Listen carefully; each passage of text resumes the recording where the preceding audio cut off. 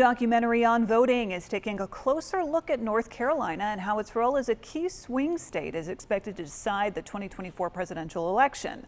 The Firing Line special from PBS called Counting the Vote reports on changes in our state election laws that will affect the vote in our state. Bill O'Neill joins us in Greensboro now with the story.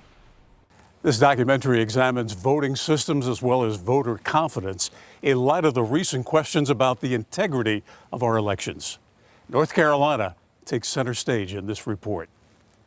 North Carolina Governor Roy Cooper is featured in the documentary, accusing Republicans of, quote, pushing an all-out assault on the right to vote.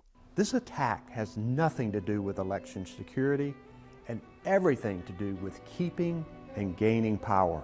Republicans have filed lawsuits trying to purge more than 200,000 North Carolina voters, saying they were improperly allowed to register. There's also a new state law that is expected to delay reporting of results on election night. So your reporting here, it basically finds that faster is better.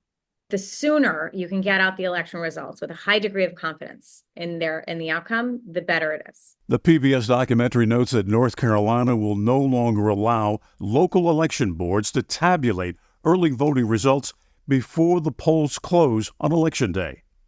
Now, election officials will have to wait until after the polls close to begin the process of counting and reporting those results from early ballots. There are concerns that if North Carolina is very close, it could take longer to count, and there could be opportunities for people to sow doubt about the integrity of North Carolina's elections. The documentary also notes another change in North Carolina law involving mail-in ballots.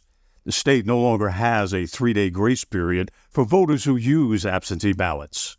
What they run the risk of is ballots could come in later after Election Day, be received by election officials, be otherwise valid, and have the number of those ballots exceed the margin of victory. And if that happens, they are going to have a hot spotlight on the state of North Carolina that will remind us of Florida in 2000. I don't know why a state would invite that. North Carolina is very close. North Carolina is not alone in this. 32 other states require that absentee ballots be returned on or before Election Day. You can stream this documentary at pbs.org. In Greensboro, I'm Bill O'Neill, WXII 12 News.